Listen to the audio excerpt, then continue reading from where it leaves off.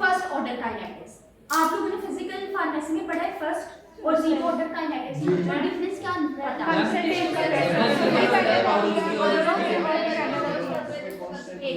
सबसे पहले first order kinetics आप कह रहे हो ये कंसंट्रेशन के ऊपर डिपेंड करता है, जितनी कंसंट्रेशन होगी उतना मेटाबॉलिज्म होगा, उतना एक्सक्रीशन होगा, ये कह रहे हो। और जीरो ऑर्डर काइनेटिक्स कंसंट्रेशन पे नहीं डिपेंड करता, जितनी मर्जी कंसंट्रेशन ले आओ, जितनी मेटाबॉलिज्म हो रही है उतनी ये कहना चाह रहे हो। अच्छा जी, भाई बुक में पढ़ने से पहले हम लोग दूसरे कुछ और रेफरेंसेस देख लेते हैं।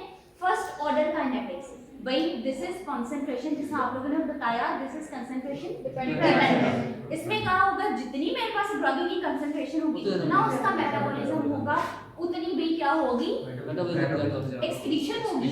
ठीक है जी, क्यों भाई जितनी मेरे पास ये इस सिचुएशन में मोस्टली ड्रग्स की इस रूल को फॉलो करती है, इस कंडीशन में मेरे पास क्या है, मेरी बॉडी के अंदर I have a lot of enzymes, excessive amount में मेरे पास एंजाइम है, जितनी मर्जी कंसंट्रेशन ले आओ उसे सबके वो मेटाबॉलिज्म कर देगी।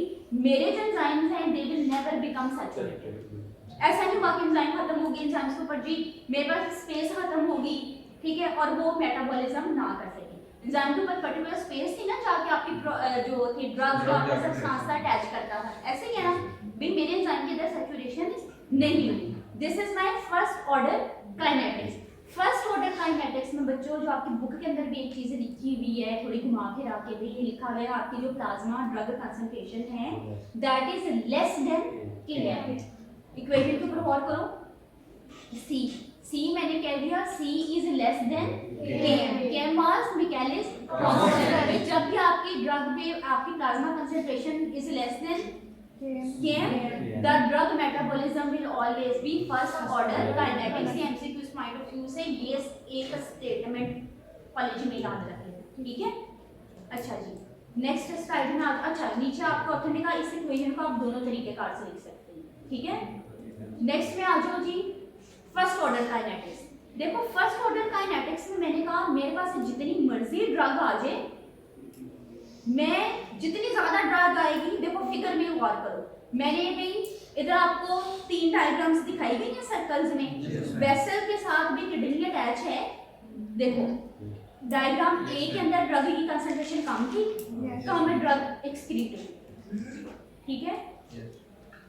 बी के अंदर कंसंट्रेशन ज्यादा थी, ज्यादा ड्रग एक्सक्रीट होगी।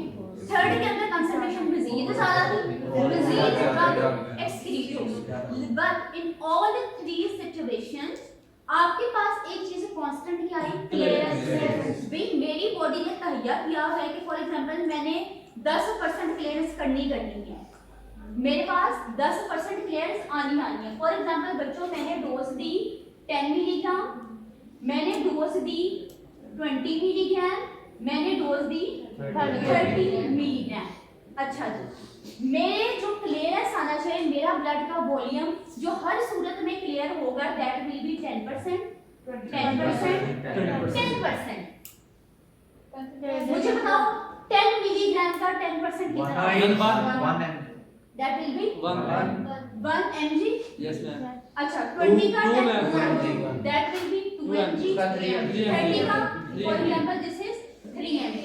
भाई मेरे ड्रग की कंसंट्रेशन बढ़ाई, ज्यादा से ज्यादा मेरी ड्रग मेटाबोलाइज होती गई और एक्सक्रीट होती गई, लेकिन जो मेरा क्लियरेंस था दैट जितना वॉल्यूम मेरा क्लियर हुआ drug say that was in all the cases that was the same, that was constant. Clear हुआ कॉन्सेप्ट? Yes ma'am. यानी कि 1% क्लियरेंस परसेंटेज मेरे पास हर सूरत में सेम रहेगी। कोई बात नहीं, जितनी ड्रग आपकी आती है उतनी ड्रग को मैं एक्सक्रीट करता जाऊंगा, but volume will always remain the constant. Clear है ये कॉन्सेप्ट?